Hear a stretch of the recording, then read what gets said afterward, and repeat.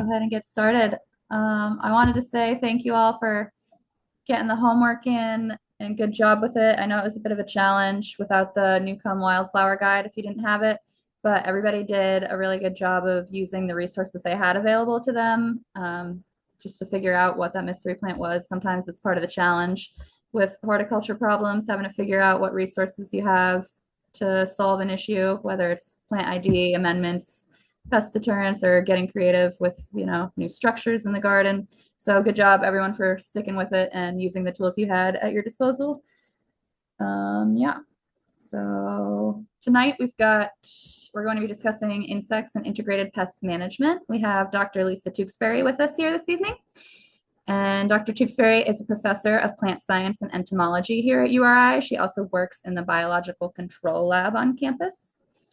Dr. Tewksbury also helps us with our invasive plant management certificate course that we run in the fall. So we're happy to have her here tonight with us and excited to talk about insects. And I'm going to hand it over to Lisa to get started with tonight's lecture. Okay, hi everybody. Let me pull up my PowerPoint here.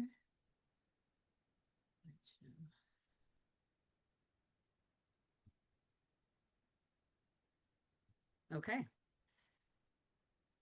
So as Chelsea said, I'm in the biocontrol lab, which is a little addition that was tucked on to the back of the greenhouse on campus, not too far from the gardens. And it was actually built in 1994, and I've been working there since.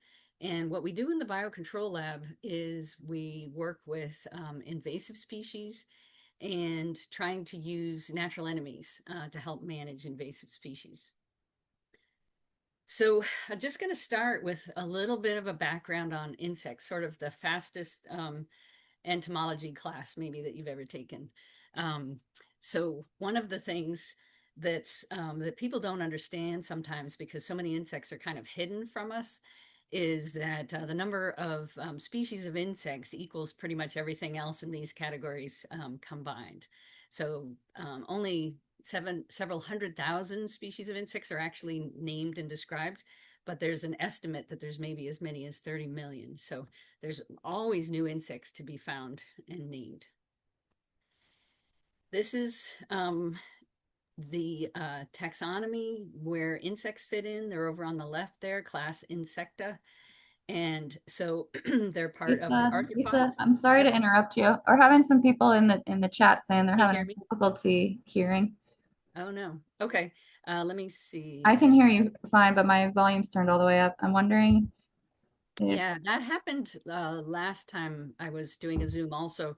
And somebody did end up saying that they thought maybe the people with having difficulty, maybe their volume wasn't up all the way. yeah, I wonder if you go into the audio with the little arrow next to audio and hit audio settings and then your output volume, if it's all the way up. Okay, let me try that. Whoops, sorry.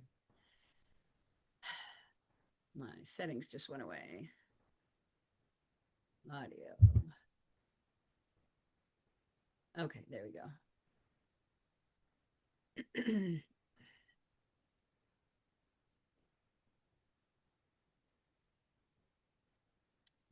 Settings. My output volume is 100%. Okay. I can hear you. So Let me just, okay. All how's right, well, everybody? I'm going to take a drink and I will try to speak a little bit louder also. How's that?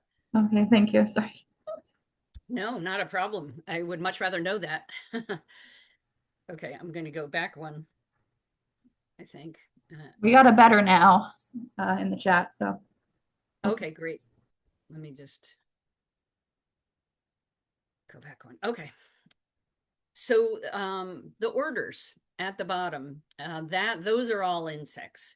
So Coleoptera are the beetles, Hymenoptera are the wasps, order are the Diptera. I always say that people may not know those names, but they can tell a bee or wasp from a fly, from a beetle, from a butterfly. So that's really what the orders are, is those major categories. And then we can see that insects are with other arthropods. like spiders and crabs and lobsters. So just sort of where insects fit into the animals. When I do my research, if I'm working with animals, I have to do special things. So that would be if I had mice or other things that I was working with in my lab. But I always have difficulty not checking that I'm working with animals because insects are actually animals, um, but they don't require quite the same preparation. So insects are really ecologically important to us. They help break down organic matter. They are such a big part of the food chain. They can be used as water quality indicators because if they're present in fresh water, it generally means that the water is in good shape.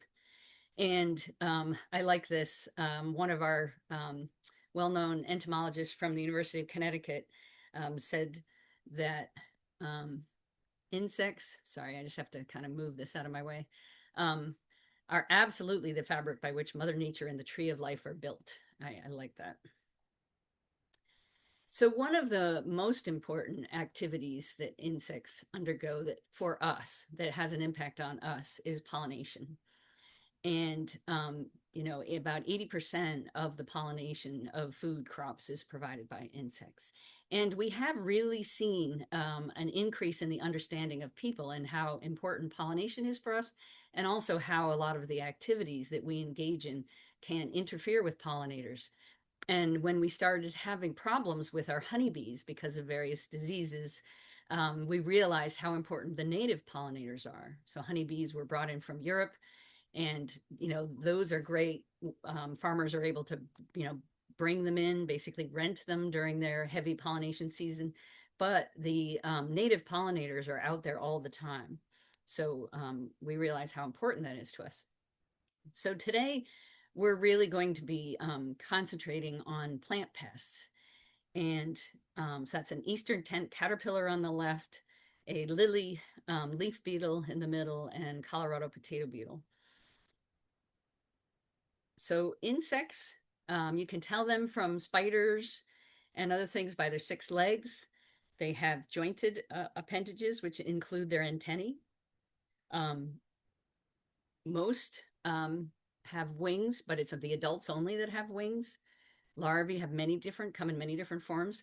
And the insect doesn't have the internal skeleton like we do. It has what's called an exoskeleton, or the skeleton on the outside.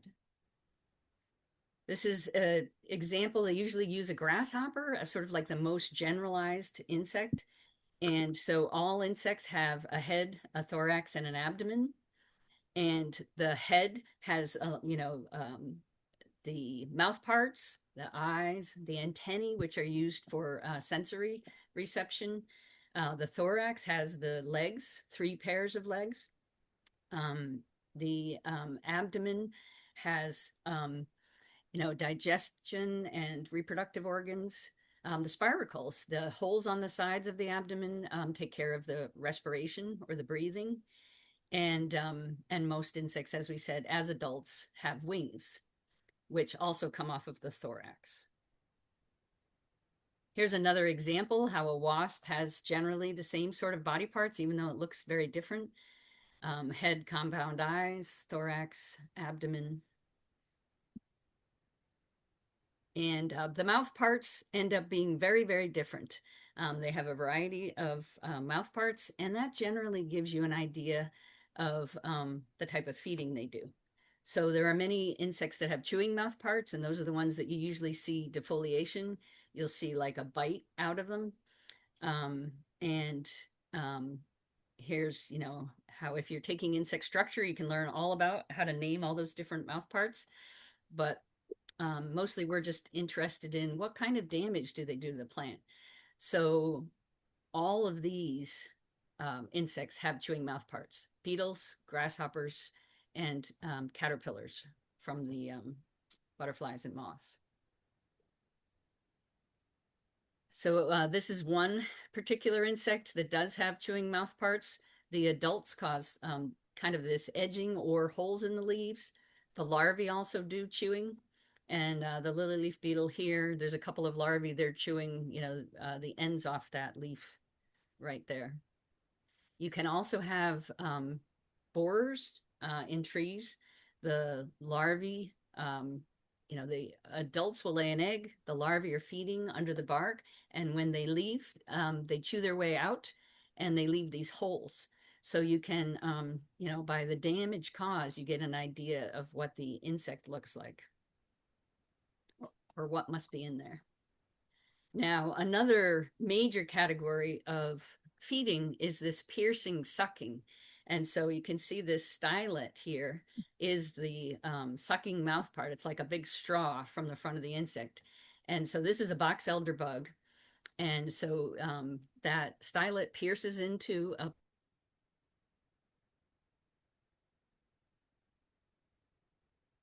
Oh, what?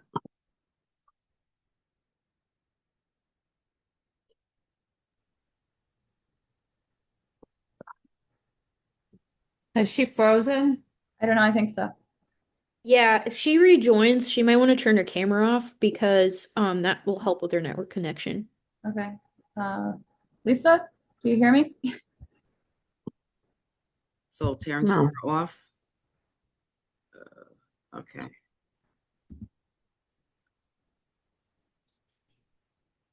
Okay. She disappeared from the participants, so she'll probably be back in a minute. Here she is. hi. Can you hear Lisa? me? Yeah. I don't You know what froze happened. there. Wait, it froze you. I'm wondering if you should turn your camera off to improve the Sure. bandwidth connection. That's fine. Yep. Okay. We'll work through it. Always fun. Okay. All right. So, yes. So the aphids, because they're sucking plant sap, what they excrete is plant sap. And that is sticky. It's sweet and it's sticky and it gets all over plants. And you end up, that's called honeydew. And that honeydew often causes um, this black that you see on the picture in the middle. It I causes, don't know if we have, I think we lost the PowerPoint too. oh no, I can, Yeah, I kept waiting for it to come up. I'm like, is it me? sorry. All right. Let me get back. I think, yeah, I And somehow, we didn't even hear the aphids. We didn't hear the start of that. I think we left off at the piercing. okay, let me see. Can you see the PowerPoint now? I mean, even though it's not No. presentation. No, you can't see anything. Okay, somehow I am out of, maybe I need to get back in and share. Okay, I'm gonna share again. Yep, I think that's what happened. Here it comes. Okay, so let me Yep, I can see it now. go- I'm gonna go to current slide, but then I'm gonna back up a little bit. We had a project on lace bugs a couple weeks ago. Okay. Oh, you did? Yeah, with Katie. Oh, lace On bug? lace bug? That was weird. No. Okay. That looks good. We can see it. Okay, all set. All right. So we talked about piercing, sucking mouth parts. I can't win tonight. Mm. My phone almost never rings. We're I was talking about aphids, so I'm going to start all over again. So these, everything that you see here, this sort of yellow greenish color, are the aphids, and the white bits there are the exoskeletons. So they've molted, and those have been left on the leaf, and all that feeding that they're doing with their sucking mouth parts causes them to excrete a sticky sap called honeydew. And so that gets all over the leaves on, underneath where they're feeding. And this black substance that you see is called sooty mold. And so that can interfere with photosynthesis of the plant. So aphids do quite a bit of, damage in different ways there. And there's the lace bugs that Chelsea was mentioning that you had talked about or did something with. And look at the damage on that. That is all sucking damage as well. Lace bugs are really beautiful. And that's only one type of lace bug. There's other species, and they all have that kind of lacy appearance. But they can do quite a bit of damage with their sucking, piercing, sucking mouth parts. So examples other than aphids and lacebugs are anything in the true bug, um, you know, types of insects, which include stink bugs, and there's a lot of different bugs. Aphids, we talked about, white flies. There's also leaf hoppers, plant hoppers. Um, so here's a few more examples. There's a stink bug, lace bug, um, and yeah, they kind of leave that stippling. Yellow or whitish stippling is a sign that you have some kind of sucking insect there. This is another one. This one feeds on seeds, so it's a little bit different. It also um, has sucking mouth parts. This one I throw in there because a lot of people see this in their home in the winter. It's one that likes to overwinter in our house, and but it doesn't really do any damage. People think it's a stink bug, but it's a different type of bug, um, and it. I think the reason it's most disturbing in the house is because when it flies around the lights, it appears as if it might be a wasp. That's kind of what it looks closest to. Uh, so, as we're talking about an insect, and if it's a pest in our garden, if it's something we need to worry about, it's really important to know the life cycle. So there are certain types of insects that have what's called incomplete metamorphosis. And so these are the grasshoppers, the true bugs we were talking about, cockroaches. And that incomplete just means that they don't have a very dramatic metamorphosis like a butterfly does from a larva to a pupa or a cocoon and then an adult. After the eggs hatch, and it's this nymph stage, this immature stage, it molts and then it's a little larger, and it molts, it's a little larger. And they can have anywhere from maybe 3 to 5 different molts. And then they become an adult with their full development and wings. And so that's only the major difference between all the immatures and the adult, is that the immatures don't have wings. So that's the incomplete metamorphosis. And then complete metamorphosis includes the beetles, the flies, and the butterflies.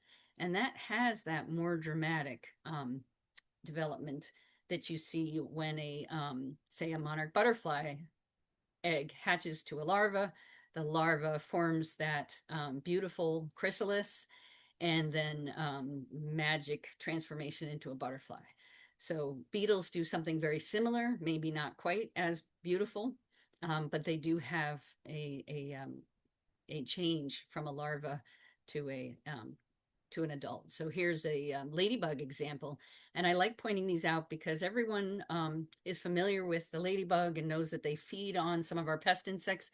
But this larva, the immature of the ladybug, is maybe not as familiar to people. And that really is a great predator of aphids and other small insects. Eggs. It eats the eggs of a lot of like caterpillars and other lepidopteran pests. And then the pupa, same thing. The pupa attached to a leaf. If you leave it, within a short period of time, will emerge into an adult ladybug and help you do some feeding. So basically just the adults have the reproductive organs, they have wings, and under complete metamorphosis, the adult often looks very much different than the immature, as you can see with the monarch. With the incomplete metamorphosis, they're called nymphs instead of larvae. And you have pupae with complete metamorphosis, and the nymphs and adults look much more similar, except, as I said, that the adults have wings. And good point at the end, it's the immature stage that usually causes the damage, especially in beetles and Lepidoptera. So every life stage has its part to play and has its different adaptations. So this is the specific ladybug that was introduced to feed on pecan aphid and became another one of our household pests, the multicolored Asian lady beetle. And so the upper right has the egg mass, and those are yellowish. The larva is on the left. It's similar to the one I showed you before, but not identical. And the larvae can move pretty fast, and they can chase down prey. The pupa, it has to be able to attach itself to a leaf, hold on there. And the adult has developed the behavior to overwinter, to survive the winter. They came from Japan originally, and there they overwintered in caves. So our houses are the closest that they can get to that. So the top two pictures on the right, the adult Colorado potato beetle, very, common pest. The one on the left is the three-line potato beetle, so much smaller, but if there's enough of them, they can cause quite a bit of damage. And probably most gardeners are familiar with the cucumber beetle. The imported cabbage worm is another example here of a life cycle of a pest that has, the complete metamorphosis. So you have the egg in the upper left.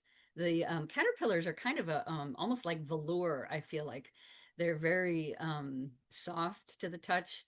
And then similar, this is a cocoon or a chrysalis of this imported cabbage worm, or people call them cabbage whites also. And here there's a little parasitic wasp here, and this one parasitizes the pupa, where there's two more down here that parasitize the larva. So these are beneficials in the garden that are there without you doing anything. And it's just kind of good to recognize what they look like and know that they can help manage this pest a little bit. A few more kind of unusual caterpillars. The cabbage looper on the left is pretty common in the garden. Cecropia moth, beautiful. Saddleback caterpillar. I don't know if I've ever found it myself. I think I've had people show it to me, but it can be very unusual. Okay, so to keep going and feed on plants, insects have to reproduce. They have to be able to attract mates, and they have to lay eggs. The adult has to emerge, eat, mate, and die. That's specifically referring to the mayfly that only lives a couple of days. So one way, you probably all learned about this when you were kids and you're outside in the summer collecting fireflies, is that females attract males for mating using oxygen mixed with the chemical luciferin to produce this flash. And they have a matching flash, a flash that they can detect. And so that's one method of attracting mates. Another very, very common one, especially for butterflies and moths, is a chemical pheromone.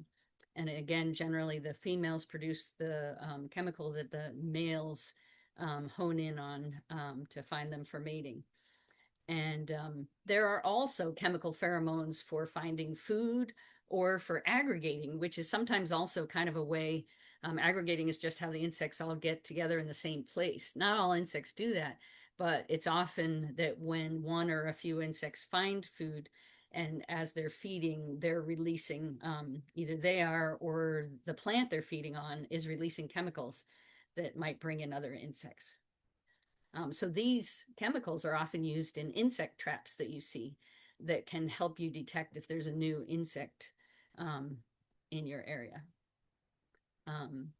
This is just kind of my fun example of, sorry that it's a little bit fuzzy, but a stick insect as an example of camouflage that many insects are really good at, sometimes just by being green when they feed on plants.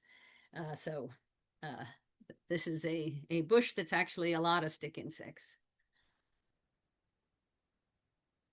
So the concept we want to talk about that relates to farming or gardening is integrated pest management. And you'll see it, this term started being used back in the 70s, late 60s, maybe 70s, and integrated pest management.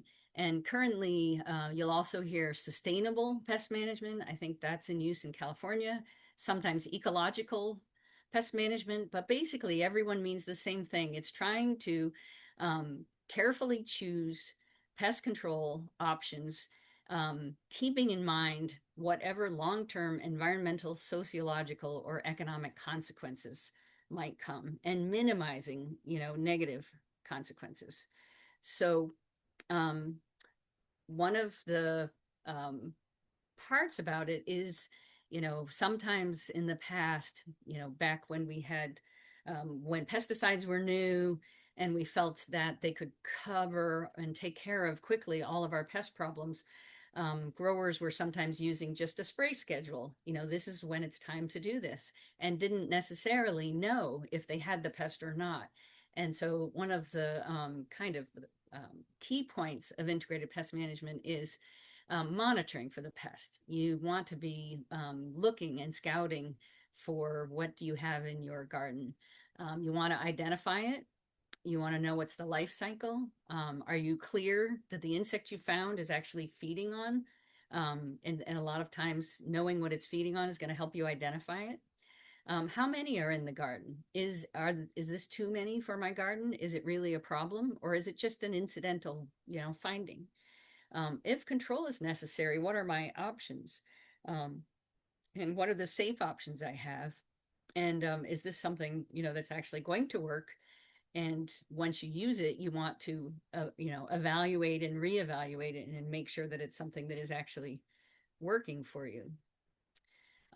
So a magnifying glass, maybe not a Sherlock Holmes magnifying glass, maybe a hand lens or something, might help you with the tiny insects that are on the undersides of leaves.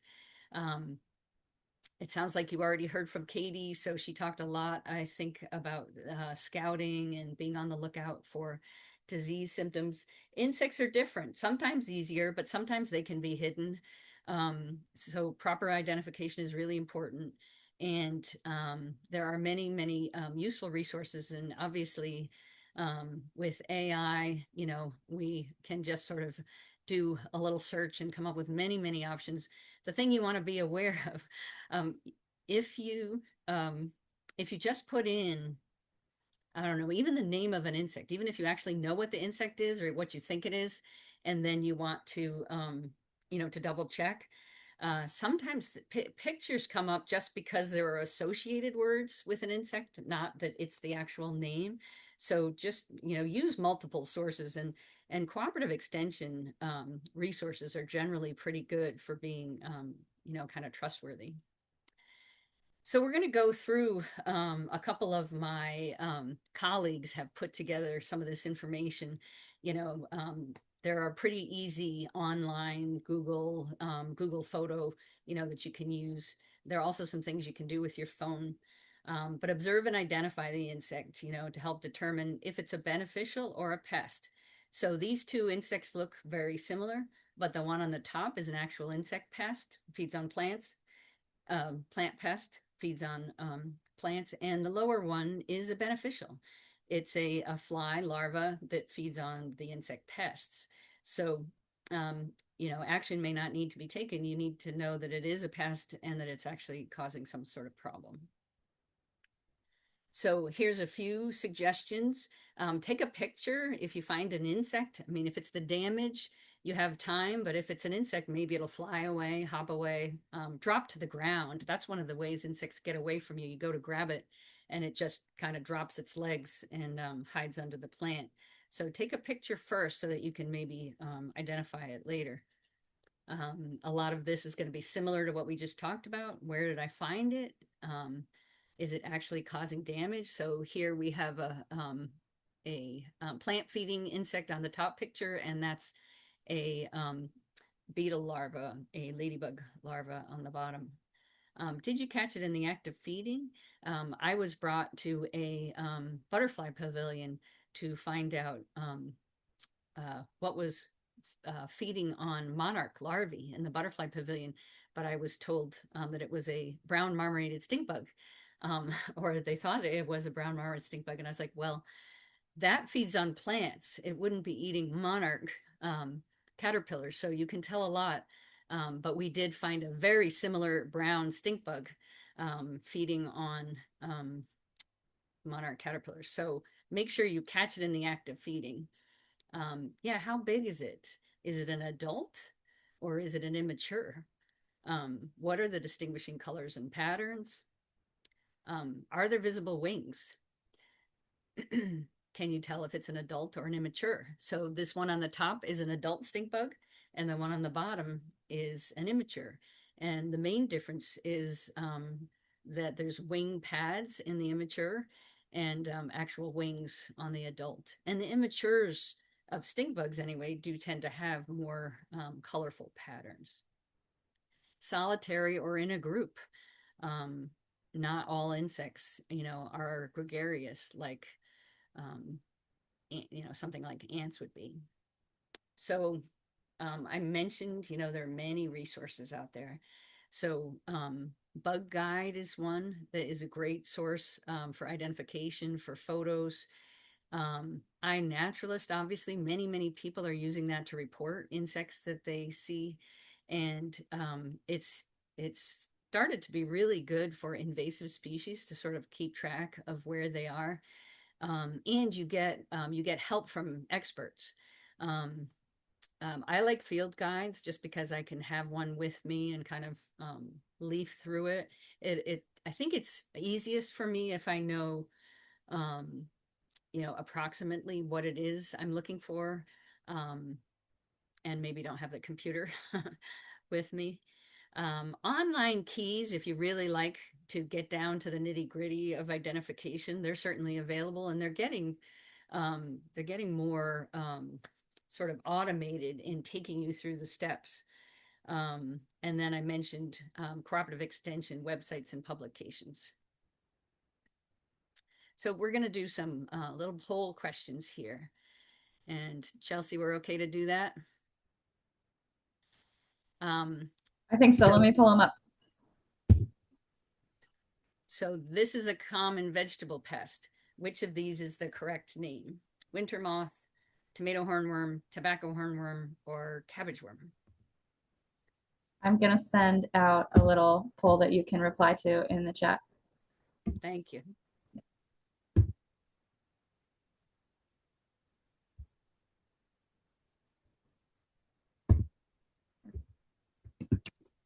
You'll see in the chat, if you click question 1, you should be able to answer, and then we'll see. You'll be able to see how other people voted too.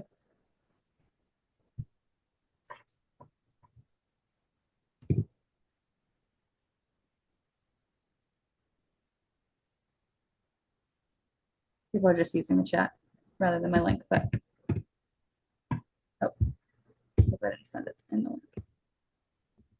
Here. All right, we've got a lot of B's, a couple A's, a couple C's, 1 D.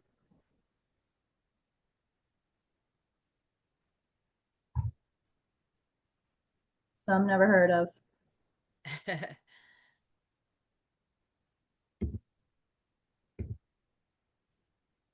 All right. Are we ready for the reveal? Yes. Tobacco hornworm. So B was more popular of a guess. Yeah, so the reason the tomato hornworm was more popular than the tobacco hornworm is because most of us grow tomatoes, not tobacco. They're very similar insects, though. They're both these sphinx moths and the really large green caterpillars. So I give that tomato hornworms an honorable mention because it pretty much looks the same. Right idea. And they're not very different at all. So that's what the winter moth looks like. And cabbage worm. Okay. So we're just going to tell you a little bit about the hawk moths since we have them here, or the tomato and tobacco hornworms. They feed on solanaceous or nightshade plants like tomatoes, tobacco, eggplants, and they have the same life cycle. And I came across this, that you can use a UV blacklight flashlight to find them at night. So if you're seeing some feeding on your tomato and you want to catch a hornworm in the act, you can use a little UV flashlight. Just watch out for your own eyes. Wear protective glasses. Yeah, they're called either sphinx or hawk moths. There are some management suggestions that the overwintering pupae are in the soil. So doing some tilling, if you've had these caterpillars in the past, can help. And then when they start out, they're feeding mostly at the top of the plant, and you can see missing leaves, chewed leaves, droppings. And so they might enable you to hand pick them when you're young, if you can find that. Um, BT can be used. The larvae have to eat it to die, and it needs to be reapplied after rain. But BT could be effective if you had a major problem with these. Insecticidal soap is also possible. This parasitoid that you can see in these two pictures, the one on the left are the larvae that are on the outside. So some parasites are inside an insect, others are on the outside. The larva then turned into cocoons in that middle picture and adults. So it goes larva left, cocoons in the middle, a parasitic wasps on the right. And so if you can leave those larvae with the pupae, you'll have more adults and more natural enemies the next year. So, and going along with trying to encourage natural enemies, if you can minimize pesticide use, you can conserve natural enemies, and using safe choices like insecticidal soap or BT helps with that. Okay, let's do another one. What is the name of this new pest that is causing problems to vineyards and is spreading into New England? Found in Connecticut in 2020 and Rhode Island in 2022.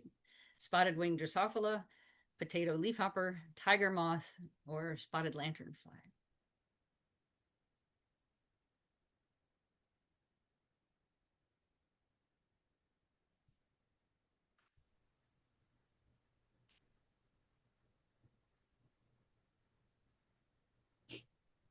They've got some my nemesis comments.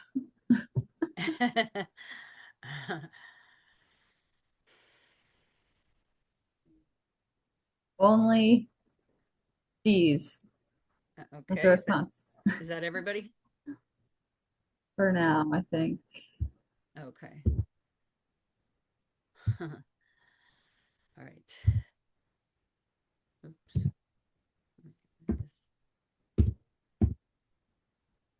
Yep.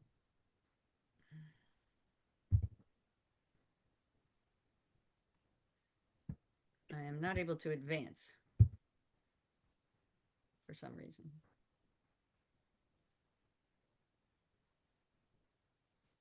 Well, we also have a question. What does BT stand for?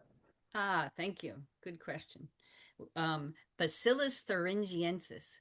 It's a bacterial product. I think we're going to talk about it a little bit more, but I'll give a quick. It's a very specific and very safe option because they're made for particular groups of insects. So that was for a caterpillar. So there's one product that you would buy for caterpillars.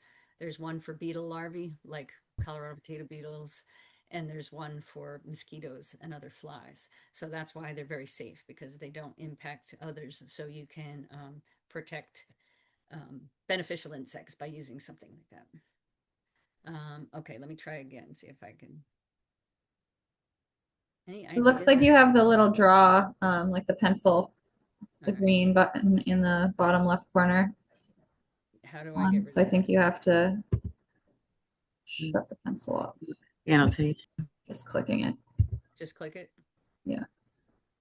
It shouldn't be, if it's like highlighted all green, I think it's on.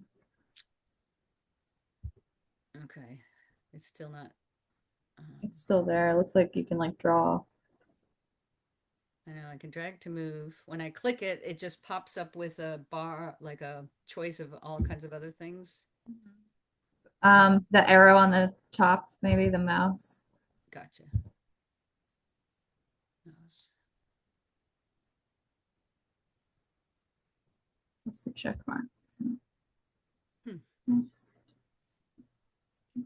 Yeah, I usually don't run into that. I must have just moved my cursor.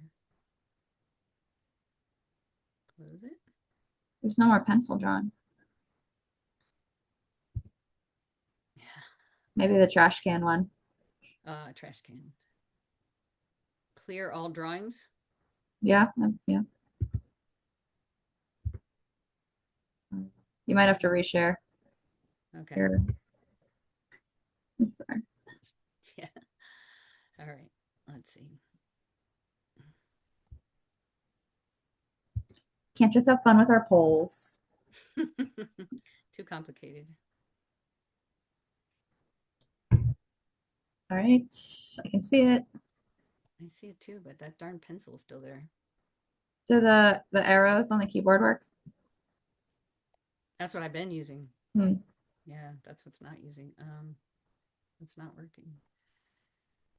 Oh, there we go. Got Yep. it. Great. Okay. So, it is spotted lanternfly. Yay. How many got that?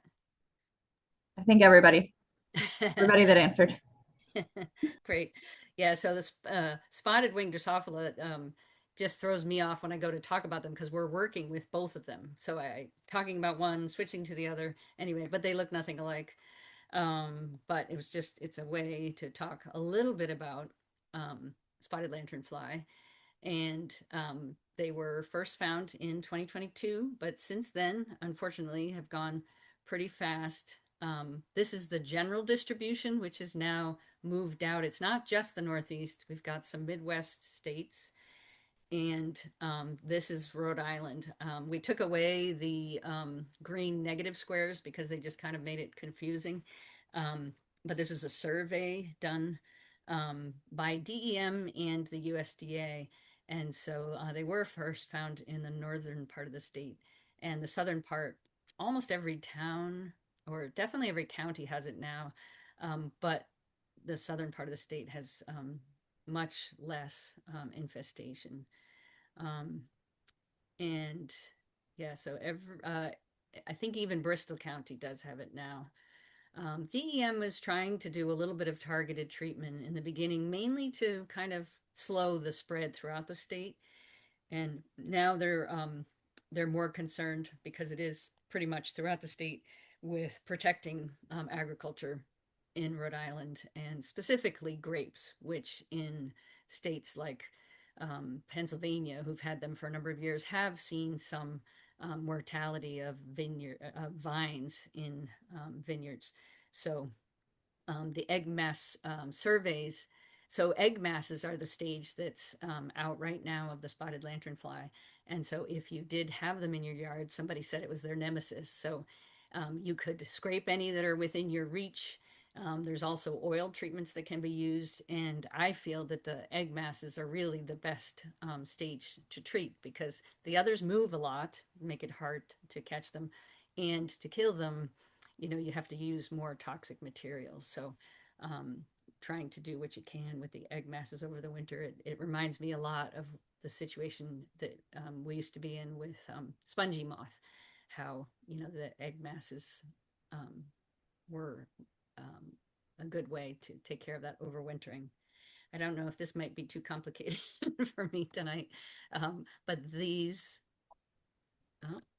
are spotted lanternfly eggs hatching. Ugh. And it might be somebody's worst nightmare. I apologize if that's the case.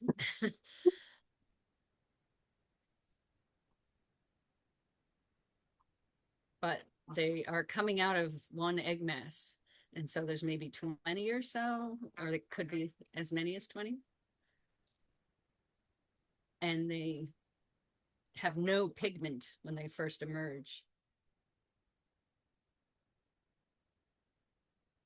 And those eyes are very distinctive.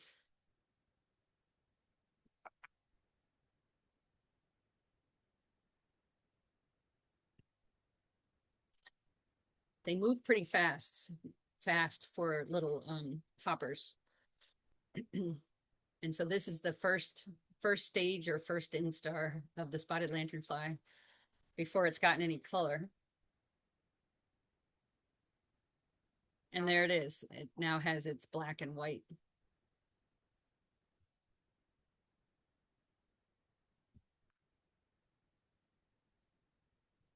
And they do tend to kind of be in these groups.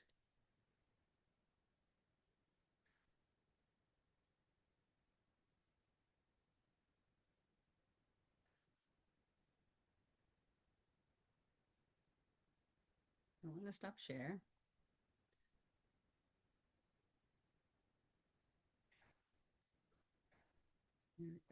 Hello? Yeah, hi. I just have I'm to, sorry. I thought it was frozen again. yes. Recommended this deserve the raise. Can't believe it's already 2025 and people are still. Okay. I got myself into. Okay.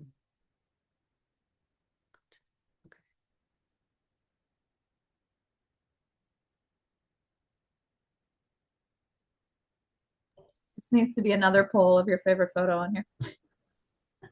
What's that? This needs to be another poll of your favorite photo on this YouTube video Oh, really? between the husky and the snow igloo. Hmm. All right. Video. Okay. It says I'm screen sharing. Should I stop? You are screen sharing, but it's stuck on like the end of the YouTube video. Okay. So I'll, So yeah, I'll just we'll leave just it. run it Start again. I have done that successfully. I don't know why. My slideshow. Get it.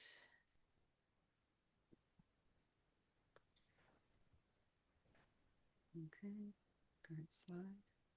Nope. Yeah. There we go. Skip that one. Okay.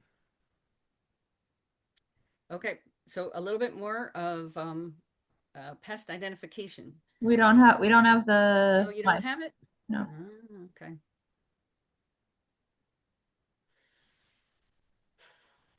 Let's see.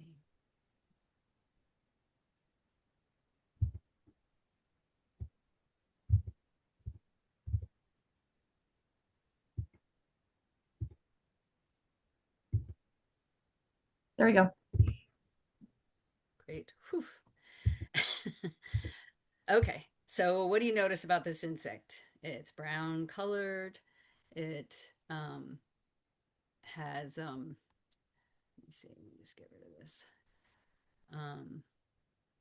Black and white antennae, black and white sides of the abdomen, and it's an adult. We can see the wings, and on its undersurface, it has a proboscis, so it's a sucking insect. So if we have guides with us, it's the brown marmorated stink bug. That is an invasive species, and it's invasive in the U.S., native to Asia. First came into the U.S. in the 90s, feeds on over 170 different plant species. So this is very prolificous, and many of them are important crops. Also, so the spotted lanternfly feeds on the invasive tree of heaven. It's from China. Brown marmorated stink bug does also. It's one of its 170 plants, and it's the third that we're mentioning tonight that gets into the homes and attics and crawl spaces.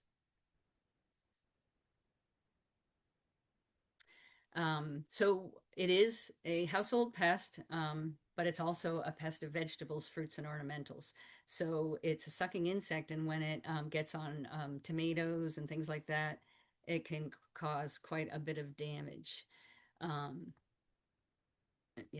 Let me see. I think I have another picture of that. Yes. So this dimpling on the tomatoes can be caused by stink bug feeding. In the house, you can kind of try to exclude it or remove it when it's low numbers.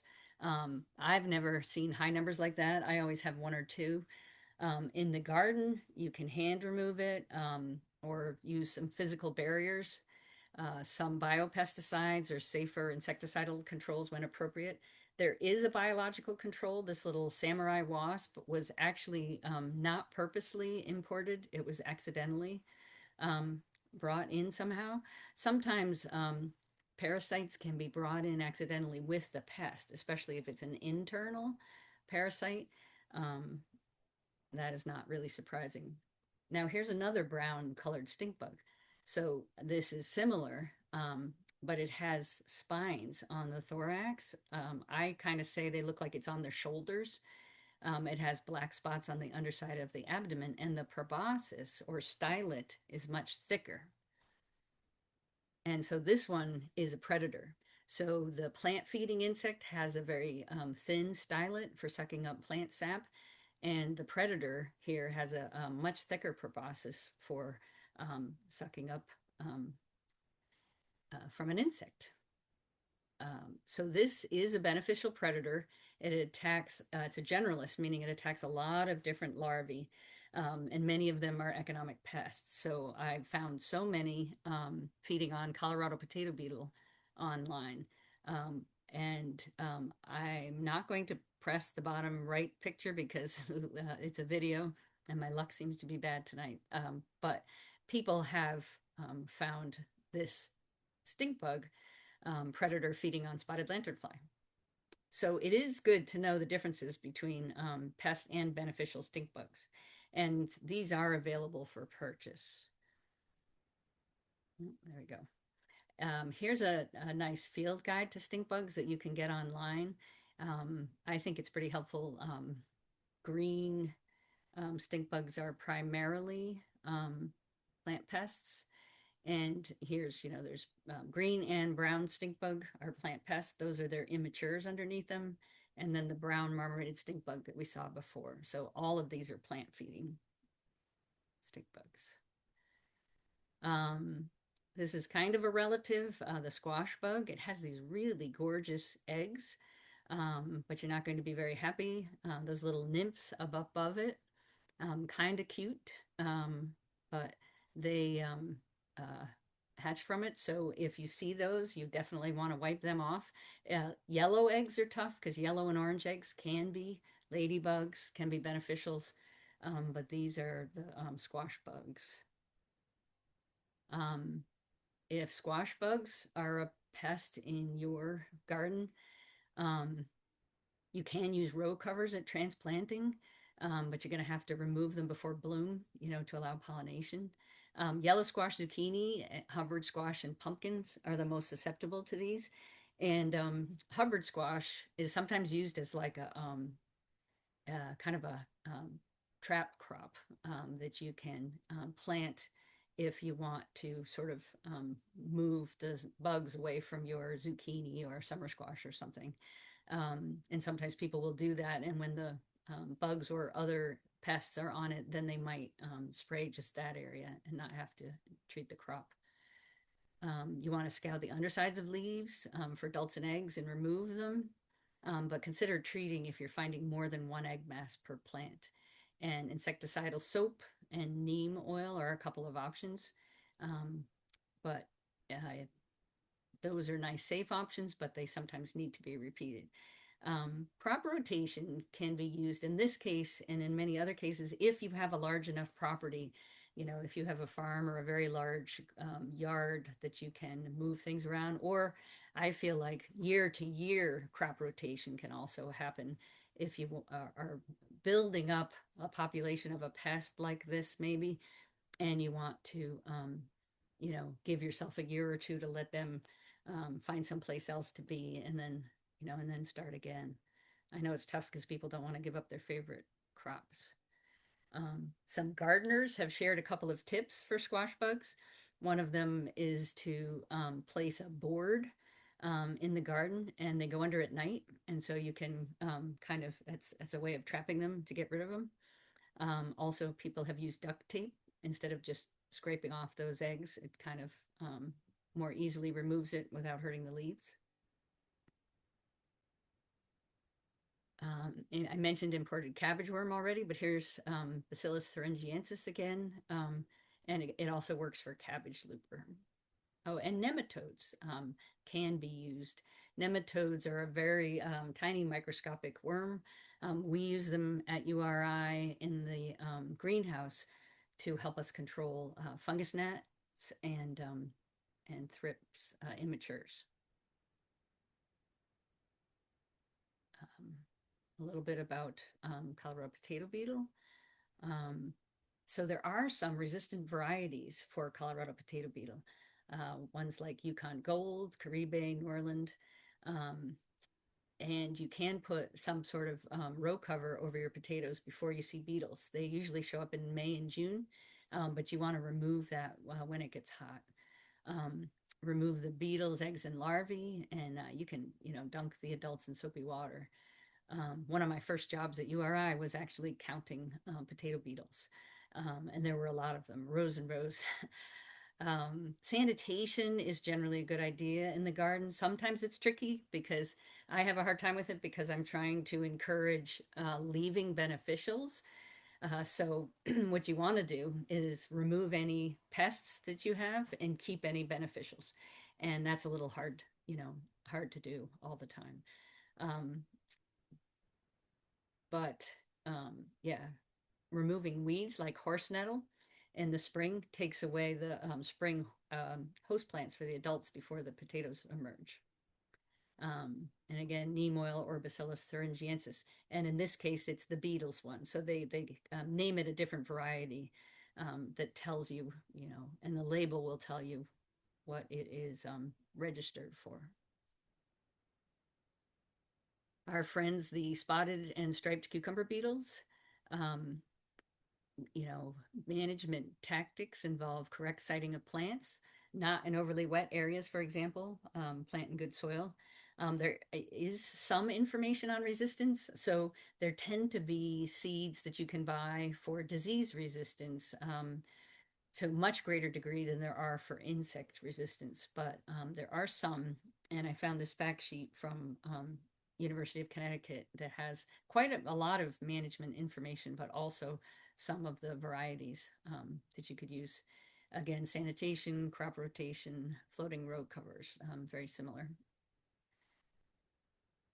ideas. And then Mexican bean beetle. Here's where maybe you remember the egg mass that I showed.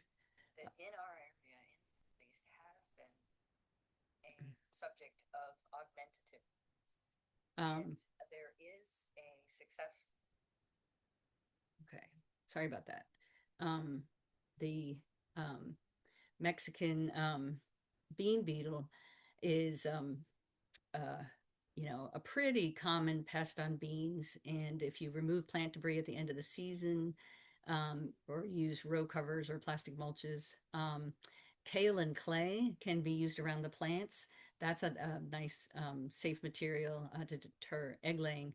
And there is a parasitic wasp that can be purchased. It's a augmentative control, but it needs to be added to the farm every year. It's not a long term, it's not going to stay in your garden,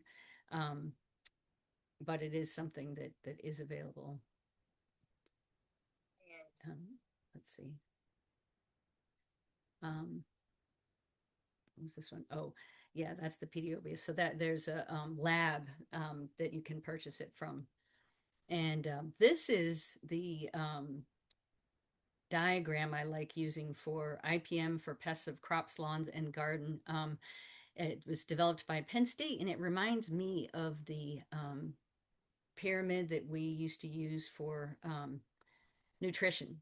And so the idea is you want to focus your pest management using the bottom of the pyramid, the cultural methods, the site selection, sanitation, crop rotation, or the physical mechanical like weeding, mulching, pruning. And so everything on the bottom is really all about prevention. And as you move up, it means that prevention hasn't worked, and now you're developing a pest problem, and then you may need to actually intervene. And so some biological control is just present, or you can, you can help it by minimizing pesticide use, or you can provide uh, nectar and pollen sources with flowers to help beneficials have additional food sources. All of those things help. Or if you need to intervene and introduce a biological agent, that's how you're starting to get towards the top of the pyramid, where you're intervening with predators, parasites, or nematodes. And at the very top, you get first the very safe products like soaps, oils, BT, these biopesticides, and then conventional ones at the very top. So this is sort of the general concept of, of choosing based on this kind of an idea. And for vegetable pests, this New England Vegetable Management Guide is available online and has a lot of information about vegetable pests, about beneficials, about biopesticides and things like that. So it's a really good resource. So reviewing the ones that we kind of mentioned with individual pests, um, your choice of plant itself, your choice of seeds, and then where to put the plant resistance, if you can use it. As I said, it's much more applicable in the case of diseases, and sanitation and crop rotation. Those are the bottom of the pyramid. Um, Again, resistant to fusarium wilt, verticillium wilt. This is definitely helpful. And if you are doing that, it certainly cuts back on the things that you might need to worry about.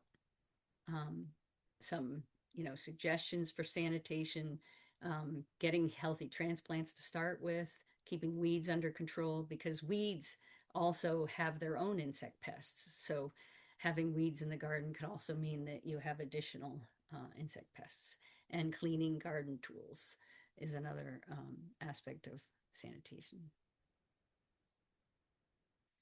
So the idea of plant rotation is that the insects generally feed on plants from the same family, members of the same family, so that if you can plant something from a different family in your garden, those insects will have to go elsewhere, and you can kind of clean out your garden of those pests. And then maybe a year or two later, or if you have a farm or a larger area, you can put them in a different area. And so an example would be the carrot family or the solanaceous, potatoes, tomatoes.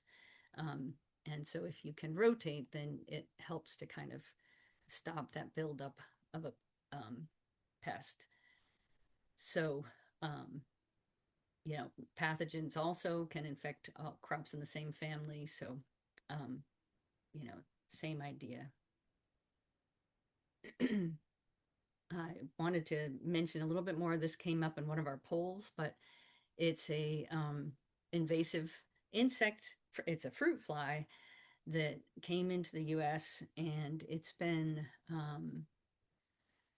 here for a while now. I think maybe around 2009, something like that.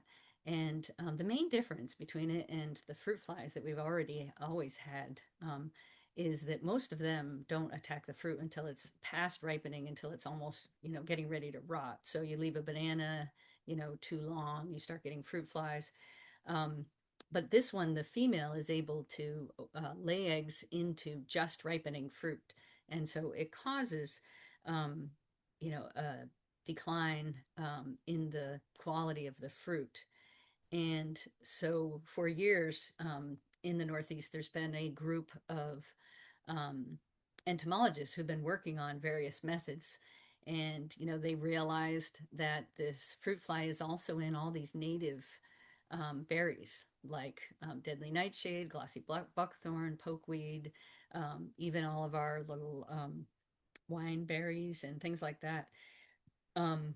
They also found that it takes the whole season for the pest to build to really large numbers where people really notice, the infestation. So if you can plant early and mid-season varieties of your blueberries or other fruits, because they also infest raspberries, blackberries, and black raspberries.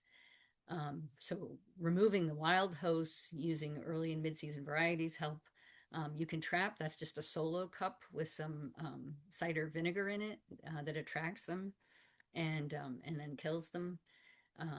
You can use insecticides if needed. They aren't used very much for this pest, though, from what I can find, especially in Rhode Island. And sanitation of infested blueberries helps too. So biocontrol has kind of come up. It's something that I work with quite a bit. Because we have the biocontrol lab, we do a lot of the importation or classical biological control for invasive species. But there's also obviously just out in the home landscape, there's already living organisms that are helping to control your pests. So one thing you can do is try to conserve and attract the beneficial insects. And so, for example, some that we've already seen, like the stink bug in the middle, but that's a lacewing, a green lacewing on the upper left. and that's it's immature. It reminds me a little bit of the ladybug. They both look a little bit like alligators. The one on the upper right looks like a bee pollinating a flower. It is pollinating a flower, but it's a flower fly or a syrphid, and that's immature. Right under it is a maggot, basically a fly larva, and that is a great predator of many soft-bodied pests. So those are all parasitic wasps below. I use the term parasitoid because that's a parasite that actually lays an egg in an organism and will eventually kill the organism. We have parasites, animals have parasites. Usually, parasites keep the host alive, they don't kill it. But a parasitoid has been designed that it needs the death of that insect. So it's a parasite of the lily leaf beetle on the left, of a larva. And then the one in the middle is probably the tiniest because it's parasitizing an egg. And the one on the right is one of the largest parasitoids because it's parasitizing a large wood borer inside that tree. So, what is a predator? So, it's an organism that hunts down and eats its prey, and they can consume many throughout their life. And they generally, because I say generally, they're generalists, they feed on almost anything. They don't have specific hosts that they will prey on, but in conjunction with other beneficials. So if you have many different generalists, they can have an overall impact. And for example, this is a generalist. They're called flower flies or hover flies, and they feed on soft-bodied insects. Green lacewing, those eggs are very distinctive, and that's because the larvae are so voracious that when they hatch, they feed down on the stalk, and that keeps them from eating each other. Ladybugs, people want to release them in their garden, but this is a reminder that they fly, and they tend to fly away if there isn't enough food for them, aren't enough aphids. So yes, so just the one that I didn't mention before, trichogramma on the lower left, that's a very prevalent egg parasitoid in biological control. It has been used as an augmentative, something that you can add to your garden. It's been used for European corn borer in corn. The megarrhiza is something more that you'd find in nature, but then egg parasites like anaphes are pretty helpful in the garden too. Tomato hornworm, here's the parasitism that we mentioned before. And now the idea that you have all of those in your garden, what can you do to protect them and have them stick around? So when you have the tiny parasites, like egg parasites or smaller larval parasites, a flower like alyssum with very tiny flowers can be helpful, providing nectar and pollen. And it's a good idea to try to provide a variety that will bloom from spring until the fall. Again, I already mentioned that. So as long as you are using, not invasive plants, then it's beneficial. And one of the things I like about doing this, here's a few other flowers. Dill, parsley, fennel in the carrot family, is just that as well as protecting for beneficial insects and providing them additional food sources, you can be supporting pollinators as well. And so Cornell a few years ago got a new biocontrol specialist, and one of the things she wanted to do was establish a habitat for beneficial insects. And so I loved this. What I thought it would be like is standing in a field of sunflowers, and what it's actually like is a lot of weeding. But she's online done kind of a nice job of showing us, the different flowers that she's planted, and then showing a little bit of the predators that she's found. That's a hoverfly larva, or the flower fly that we were talking about. That's the pink ladybug, an ambush bug, and a seven-spotted ladybug, as well as attracting pollinators and maybe some cut flowers. So there's a lot of benefit in all of that. So we've kind of moved our way up the pyramid, and now we're talking about, okay, so to up to this point, we're trying to limit our use of pesticides. We're trying to minimize the pest pressure by crop rotation, keeping track of soil nutrients. Sometimes too much nitrogen can increase aphids and mites and decreases the plant's resistance to pests. Irrigation, always so important. Healthy plants, not over or underwatered, and monitoring, and only considering treating when necessary. And we generally are aware that there are health hazards with insecticides, non-target effects on beneficial insects, birds, and fish. And we want to be careful not to add to food and water issues. So there are some good organic insecticide options. As I said, that vegetable guide has a lot of good information about these. Pyrethrum it kills beneficials, though, so you have to be careful, in your choices. Kale and clay gums up antennae. Spinosad is a feeding deterrent made from a soil bacterium. So that is a very specific product. And then with these, organic materials, you want to use the one most specific to the pest you have. Use the least toxic materials first. If you can spot treat, when I'm, working in my greenhouse, I can't use many pesticides, or almost nothing. I use safer soap and maybe neem oil, because I'm growing insects. I'm trying to rear colonies of insects, so I can't, treat my. So sometimes I'll spot treat by just removing a very infested plant. I know that's not always a good option, but also if you can just minimize the amount of material you use.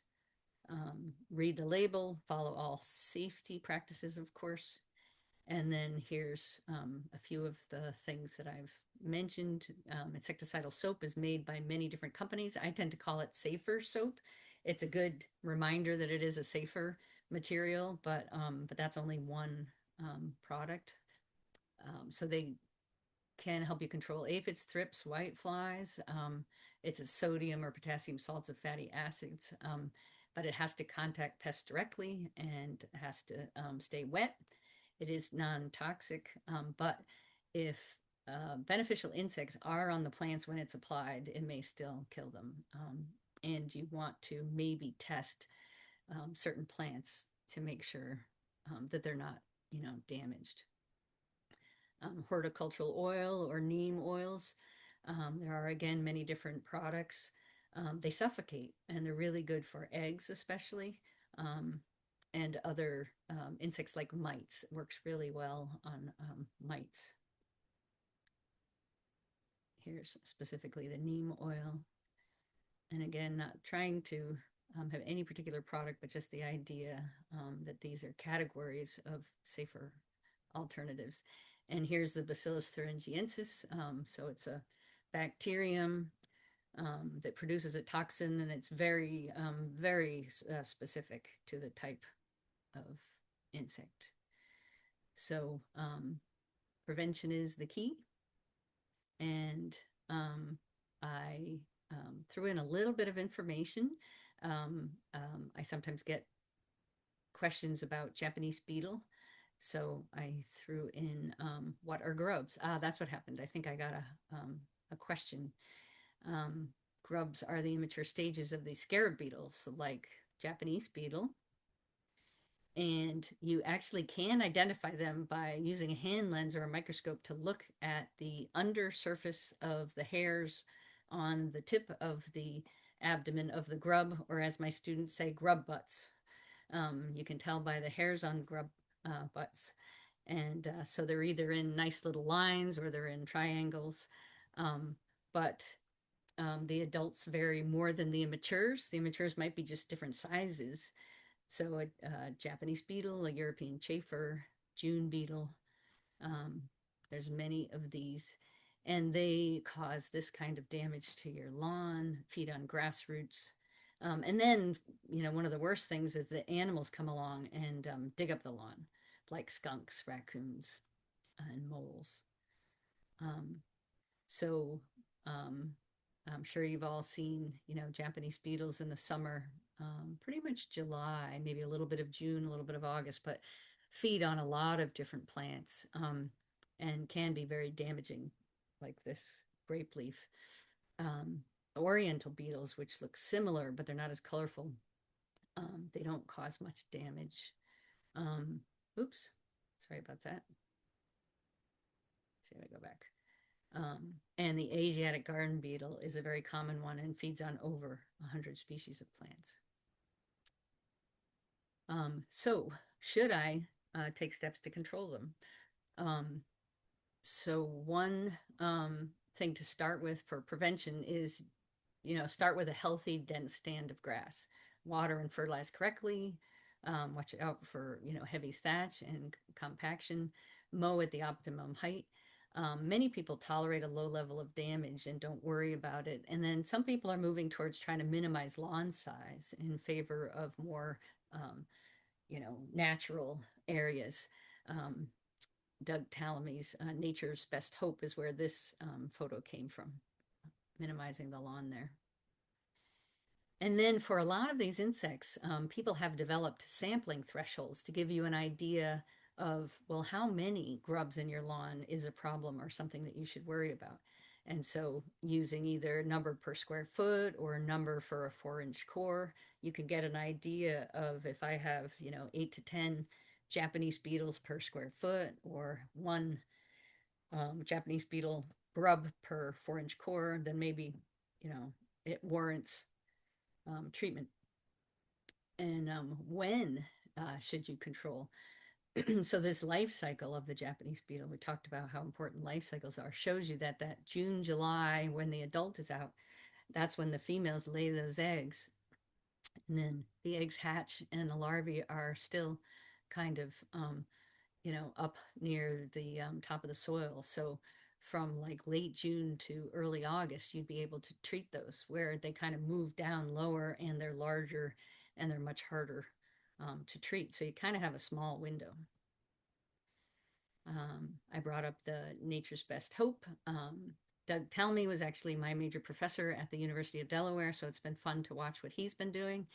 And I've seen his presentations many times. He's really focusing on the concept that native insects need native plants and birds need the insects, that are on native plants. So David Wagner also has this great book on caterpillars that I really enjoy. And Garden Insects is a beautiful book as well. So just a few fun suggestions that I like. And I have an Instagram site, which I hope you'll check out. We try to keep up with, some invasive species and things that we're working on. And I'm happy to answer any questions. Thank you, Lisa. The quality of some of those photos is incredible. The up close, like some of those insects are just beautiful. Yeah, I know. And then some are kind of creepy, which is Yeah. interesting to think about which ones you're like, wow, that's beautiful. And then, wow, I don't think I like that one. Which one? Just like the difference between like, I think it's the colors that are attractive.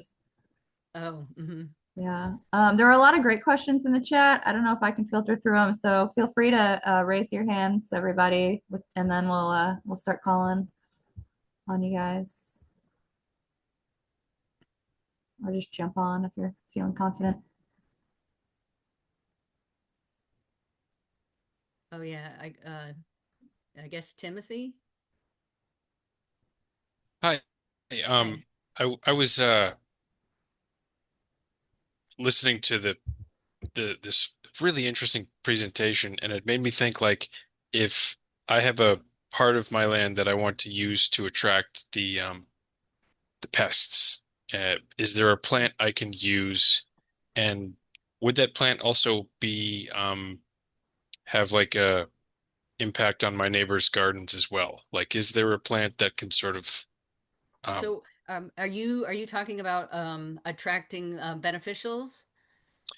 Attracting like pests to a Oh, for different the area trap, of the land.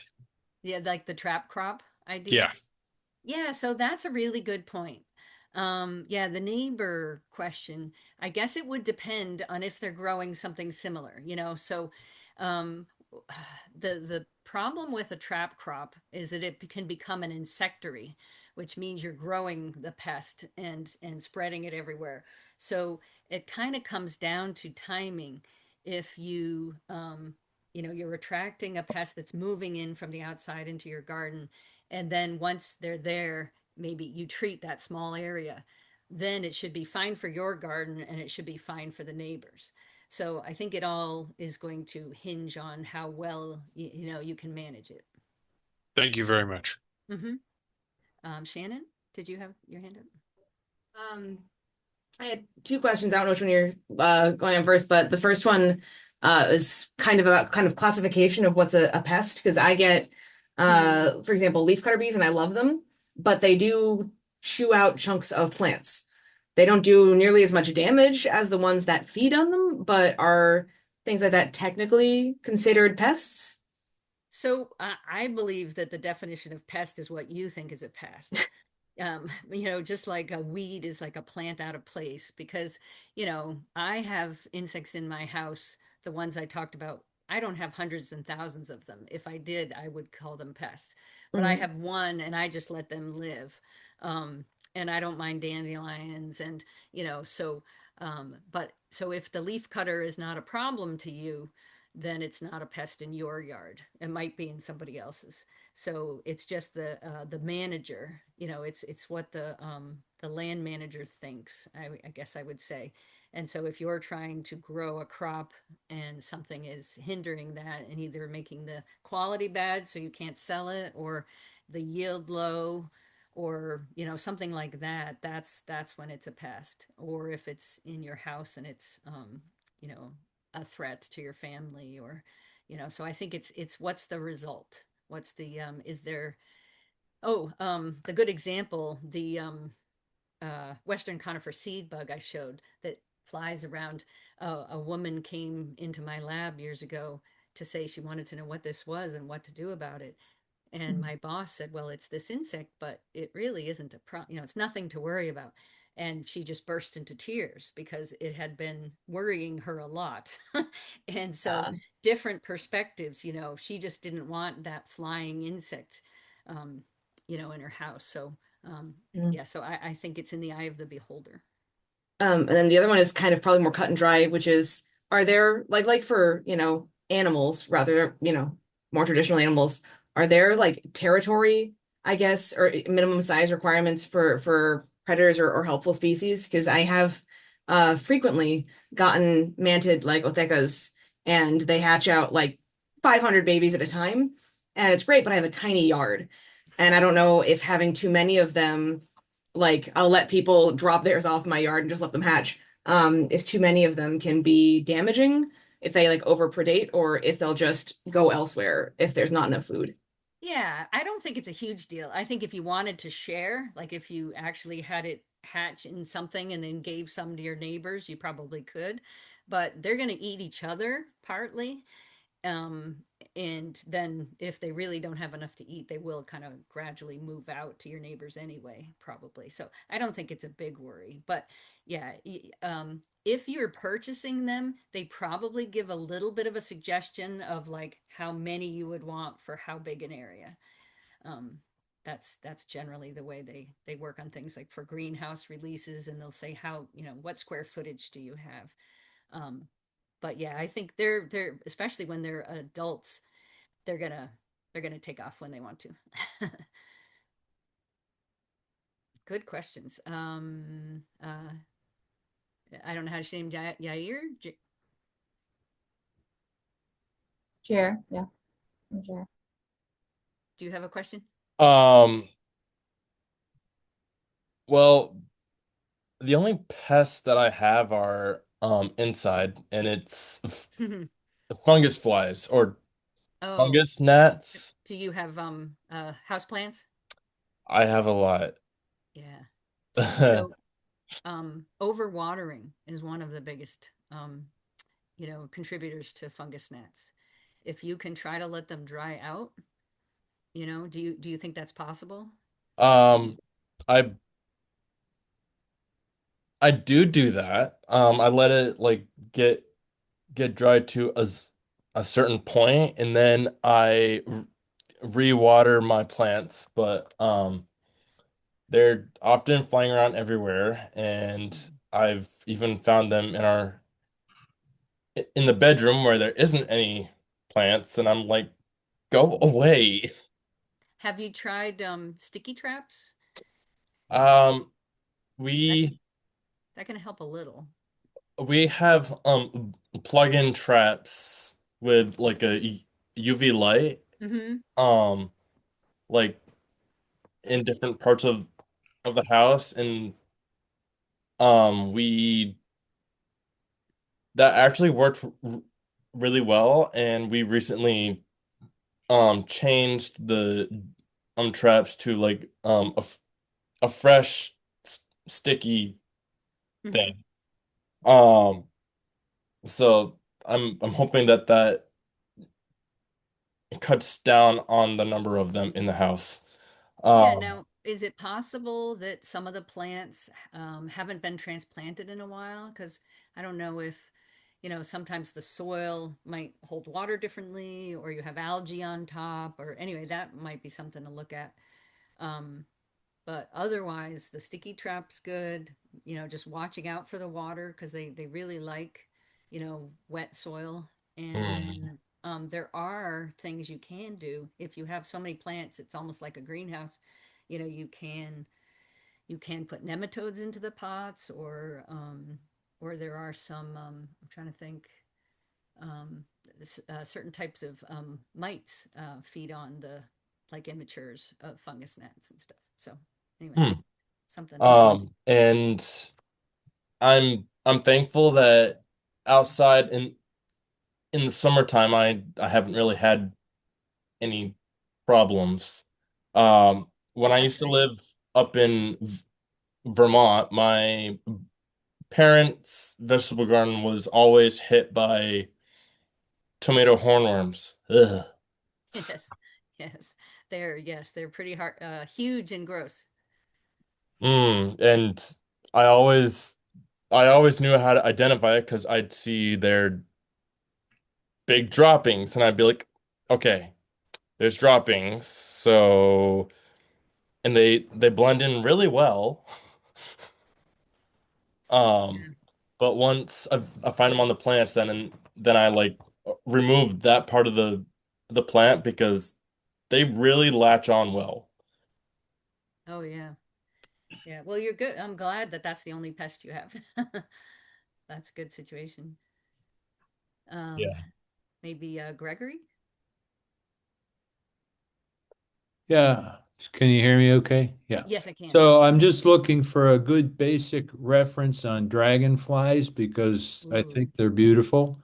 I And have a couple. Yeah. okay, good. Because all I found is, Ranger Rick level stuff and I'm beyond that. No, we actually had a Rhode Islander who did a local book that I have. Her name's Ginger Carpenter. Um, and then I came across another one, but maybe I could send it to Chelsea Yeah, and that'd be great. Thank you. Chelsea could share. Yep. Yeah, absolutely. Jer? Yes. Lisa, I have two questions. Okay. If we have a big infestation in our community, there's any department that we have to contact and let them know? So are you speaking specifically of something like spotted Yes, lanternfly we have a big infestation of the spotted lanternfly in Barrington. in Barrington? Okay. So there is a DEM website, um, and they have a specific spotted lanternfly reporting page, I think. And um, Barrington is in Bristol County, correct? Mm-hmm. Yeah, and so Bristol County is like the last one to be infested at all. So I think it's a good idea to go ahead and report it. Um, and they may already know about it. So one of the things that happens is that sometimes people are disappointed that they don't hear back, but that doesn't mean that your reporting doesn't get noticed. So if you go ahead and let them know. But the other thing is, you know, my email is there. If there's something you're especially concerned about, feel free to send me an email also, because I meet with the people who are involved in spotted lanternfly, management in Rhode Island. So we can, certainly talk about it. One of the things I did, um, uh, the state had a backpack vacuum that they were using to vacuum up nymphs of spotted lanternfly, but they only had one and they were using it, in some places. So we were able to purchase one. And I wanted to just try it out because I wanted to volunteer. This was kind of near the end of the season, so we'll have to see next year. But we're trying to help work through what are some of the things that people can do for themselves. And anyway, happy to help if we can with any suggestions. Penn State has some of the best information about spotted lanternfly because they've had them since 2014. They have a really good manual. I think they um, updated it in 2023, and you can find it online. I didn't link it here, I don't think, but I could send that to Chelsea also. But it is pretty easy to find. Penn State Spotted Lanternfly Management Guide. And anyway, but yes, I would go ahead and let the DEM know, send a picture, even though they know, most people know what it looks like now, and but let them know how bad the problem is. In the second question, there's any liquid so far that attracts the lanternfly or not? Like a pheromone, you mean? Yes, something to attract, to try to kill and destroy them. Yeah, they're working on it. I think they are getting very close. Um, there's a USDA lab. There's a couple of USDA labs, I think, that are working on that, but it's not quite available now. They do use traps. Currently, the traps they use are just to take advantage of the fact that the nymphs drop off the trees and then climb back up. So they put something that has like a funnel that kind of brings them up into a collecting container and then they die. So they're called circle traps. So if you do have them in your yard, you could try a circle trap. And then in the fall, when they're adults and they're getting ready to lay eggs, there are lampshade traps, similar to the idea with spongy moth, where you kind of put a band around the tree and it stopped the female from going all the way up. It keeps the eggs low where you can then scrape them off. So there are a few, and these suggestions I think are on the Penn State information, and also New York has, Cornell has a really good spotted lanternfly information site also. All right, thank you. You're welcome. We had a couple questions in the chat. Lisa's wondering, she has lost a lot of leaves on trees from the spongy moth. It's been her yard borders the woods. It's been okay for the last few years, and she's wondering if you have any prevention methods to keep them from coming back. So actually checking for egg masses now might be a good idea. If you know where you've seen the damage in the past, those egg masses are kind of a buff, tannish color and sort of hairy looking. And you could take kind of like a credit card, something hard, or a little scraper, and scrape them off into a container of soapy water or a hand sanitizer or something and kill them. And that's not a bad thing. And then you can use, if you have the caterpillars, next year you could use BT. So there are definitely some good options for spongy moth. Okay. And then Petra's wondering how to control white flies throughout the yard. Ooh, white flies. You have them outdoors? Yeah. I mean, I know they are, but I I mostly see them as a greenhouse pest. White flies, white flies. Trying to think. Most of what I know is in relation to greenhouses. Um, Actually, we have been putting, there's some beneficials that are helpful. Um, Poinsettias in the greenhouse really get them. And there's a couple of parasitoids that work well. You can use sticky traps. Whiteflies get stuck pretty easily on sticky traps. That's something. If I come across something additional for outdoors, I'll send that to Chelsea as well. It looks like Abigail has a question. Hi, Abigail. Hi, can you hear me? Yes, I can. Hi. So, going off of what Jer was asking about the lanternflies, I work at a nursery and it's in Massachusetts, so the DEM has come multiple times to set traps on certain trees for lanternfly prevention because we had Yes. a huge outbreak. Was it the circle traps that I described or Yeah, yes, yeah. okay. Hmm. So we've been kind of monitoring, and the DEM does check in probably monthly to see how it's working, and they're not working. So can Well, I, when did it, they set them up? um, 2 summers ago. But they left them the whole time? I honestly don't know, but I see them there, the Okay. Well, traps. so here's the thing. If they're really the circle traps, they're really just for the nymphs. So they should really only be out from like May to July or something.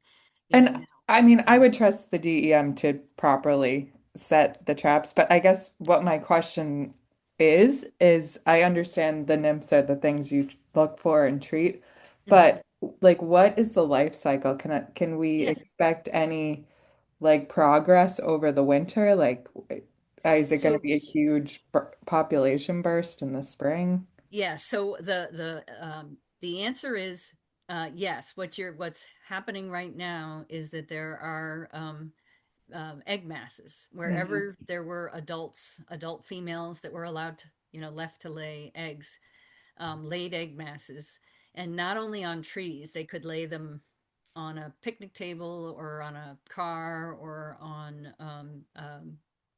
paving stone, things like that. So wherever they are, if they're left alone, those are going to hatch and you'll have more. So that's how the population grows, is all the ones that are left to become adults and to mate and to lay eggs. Um, but that's why I mentioned that I think the best management of spotted lanternfly is the egg masses over the winter. And so our DEM does go out in the winter and do what they call an egg mass survey. And they also plan to scrape the egg masses when they're out there. Now you can't, reach all of them, but they scrape all the ones that they can reach. Okay. And so I think that, if someone has them in their home property, um, trying to do that is a good idea as well. And then I think that if I had a tree that had a lot of egg masses that I was scraping lower down, I would Mm, maybe use binoculars or something to try to get an idea if that continues, um, and maybe either do it myself or have somebody spray like a horticultural oil, okay. because then that would kill the egg masses that you can't reach. Okay. So, So we yeah. could benefit from spraying. Yeah, something, like an oil in the winter. And there's a lot of good information about that. Um, Soybean oil is one that I've seen mentioned. And yeah, the Penn State management guide has information about that. Okay. Thank you. Hmm. We had a question in the chat asking if there's any negative effects of neem oil earlier.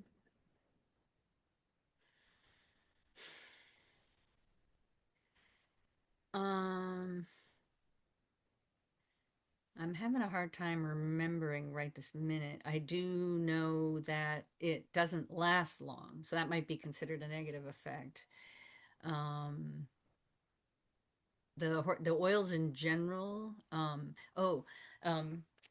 so they have to be used when it's not warm. if you're doing it. So that's why it's kind of done in the winter or the very early spring. So I think you can cause plant damage with oils if the temperature is too high. So I think it has to be below maybe 50 degrees Fahrenheit. But of the material that you purchase will probably have, all that information on the label. And then Shannon's wondering if there's an attractive plant to keep earwigs in one place. Ooh. Like I love bugs, I do. But for some reason, and I know they're not harmful, like house the house centipedes, but for some reason they're just like that one bug. Something it just gives me goosebumps. I don't know why, but I'm kind of with you there. I mean, I've never been in a situation of having way too many, but yeah, I don't find them appealing. no, I But try to leave leaf litter and not remove leaves, and I have discovered that they're one of the bugs that really likes moisture and damp cover. So yeah, we'll get them and beetles too. so I think they may be one that if you actually provide them, like with the squash bugs, you provide them like a board to go under or something. I feel like I read a description um, of providing some sort of a hidey hole for earwigs that could kind of get them out of your way, maybe. So I'll look that one up again. I can't remember exactly where I found it, but let's see. Earwig. Earwig trap, I'm going to call it, even though it's not really a trap. Just trying to remember. We have a quick question Yes. asking, is the time, what is it? Extensive Asiatic garden beetles last summer and was going to try nematodes. And is the time June to August for that? Yes. Great. Yes, like late June to early August, I think. Is there a good resource to get a list of insects that cause damage versus those that are beneficial? Are you I don't know who asked it, for like vegetables, for anything in particular? Kristen. Yeah, most likely for vegetables for like the garden. Okay. You've listed a bunch in like the presentation, but I didn't know if there was a good go-to spot. So it's funny you should mention that. Katie, Urea Morawicki is actually working on it. I think, with growers in mind, but I'm pretty sure once it's out, it's going to be on the website or something and available. So yeah, she's, I think 10 diseases and 10 insects like that are most common in Rhode Island with some suggestions for management. And she has an employee working on that with her, and I've been helping a little bit. And yeah, I think that is a helpful idea. So Thank you. That's certainly great. share that. Yeah, if there probably are some other places, Cornell University, UMass, there are quite a few websites that will kind of highlight, if it's cut flowers or it's greenhouses or vegetables. I think if you look kind of by crop like that, you might find a list of pests and beneficials. Awesome. Any more questions? That was a good Q&A round. Yeah, good questions. I had one I put in there about possums. I just had possums coming to my back door because I compost and not, going out to the compost bin. So I have a metal one on the porch. Then I started feeding them grapes. We've been having a lot of rodents in our yard. We had a rat last year because we're bordering the woods and wetlands way in the back. And then we had, groundhogs, like everything that's coming to our yard lately. But the possums, I think, are good. So should we try to attract them? Do you know anything about rodents? Or I don't know. I have to admit to knowing almost nothing about rodents. Oh, okay. My father used to deal with moles in our yard. I kind of remember that vividly. But no, I do know with things like groundhogs and whatever, people use those have-a-heart traps and try to, move them elsewhere. I don't know if you want to do that with possums or not. Yeah. Oh, thanks. We can't move in Cumberland. You're not allowed to move anything, trap it, and All right, that makes you could sense. trap it, but you can't But you can't. relocate it. Yeah. Okay. Yep, I can understand that. All right, sorry, I'm not more helpful on No, I that. think they eat ticks and everything, but I'm just thinking, Yeah, yeah. Well, maybe it's just thinking of what's attracting them. If there's anything you could do different with the compost, if there's any way to screen it, or I don't really know. yeah. Oh, I'm fine with them coming up on the back porch. I'm Oh, getting you are? them. They freaked me out first, but yeah. Okay. Oh, that's good.